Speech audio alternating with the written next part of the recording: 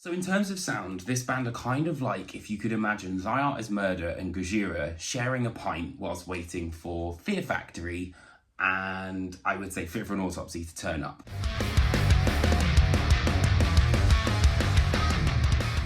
Hey there guys, welcome back and hello if you are new. So thank you ever so much for checking out my previous album review of Black Braid's record.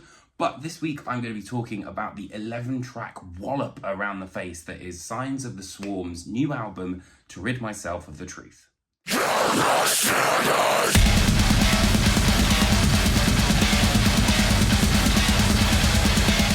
So if you're not familiar with Signs of the Swarm, and I wasn't either, to be fair, the first time I saw them was supporting Cattle Decapitation in Brighton, I think it was.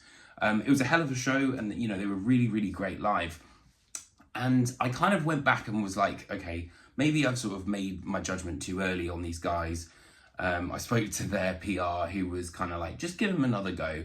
And I have to say, I'm very glad that I did. So in terms of sound, this band are kind of like if you could imagine Thy Art Is Murder and Gojira sharing a pint whilst waiting for Fear Factory and I would say Fit for an Autopsy to turn up. It's kind of an amalgamation of deathcore meets tech metal with a bit of progressive influences and a hint of industrial as well. So overall, this record, in terms of themes, I think is probably the most open and honest that their frontman David Simonich has ever been. There's a track called Scars Upon Scars, which deals directly with his realization of him being a recovering addict, which is, you know, a hugely admirable thing to, you know, kind of tackle and something that I'm sure has been very daunting for him.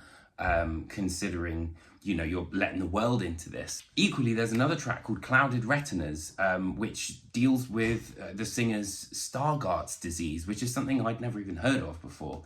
Essentially, it's when your pupils, I believe, start to become, you know, clouded and you can only really see sort of like on the peripheral and less so on details. So it's really deeply personal to him. On the sort of larger scale of things, it also talks about the sort of prejudices that I think a lot of people have in the modern day, and also that sort of survival of the fittest, you know, only looking out for oneself kind of thing. So the usual kind of nihilistic things you would expect with metalcore and deathcore. It also features some amazing guest spots. Two of my favourites were Phil Bozeman, the MVP of Whitechapel, and for me, I think the best deathcore singer ever, who appears on Iron Sacrament.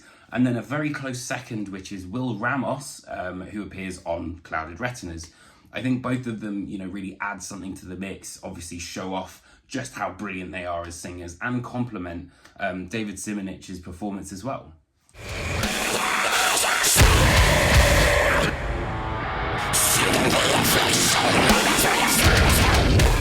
I also love the fact that these two songs pretty much come one after the other, so it's just like this 1-2 punch of these wicked guest vocals. So in terms of sound, I think, you know, they've nailed that classic deathcore idea.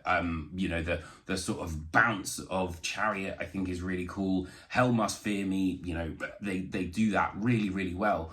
But it's some of the more unsuspecting sounds that I thought were really great. So Natural Selection has more of a kind of tech metal quality to it, and it's in the guitar tone, it's in the effects, and even the vocoder sort of effects, you know, that make it, I don't know, reminded me of like Fear Factory, for example. But then we've got Sarkazine, which I think is probably the most interesting, where it almost kind of goes to like a Tesseract kind of feel, and they bring in like these car bomb laser sounds coming out of the guitar, which was really cool. But then you've got Forcing to Forget, which has clean vocals, sort of shows the band, I think, moving in that sort of Fit for an Autopsy style direction. So really quite a lot of surprises across the board here. And I also think, despite the band, you know, gaining traction on TikTok and things like that, they've made an album which is all songs. You know, it's not just kind of like moments where, you know, they can be like, ooh, this will go viral or whatever. So that I think is really, really kind of commendable about this record. So Signs of the Swarm aren't exactly reinventing the wheel, but what they are doing is bringing, you know, that prog metal, tech metal, deathcore kind of amalgamation, and I think really putting forward a bright future for the band. I'll be really intrigued to see where they go next with this sort of sound. And yeah, I think it's quite a surprise for me this year. So don't write them off like I almost did. So I hope you guys enjoyed this album review. If you did, hit that like and subscribe button and share with your friends. It always helps with the old algorithm and everything like that.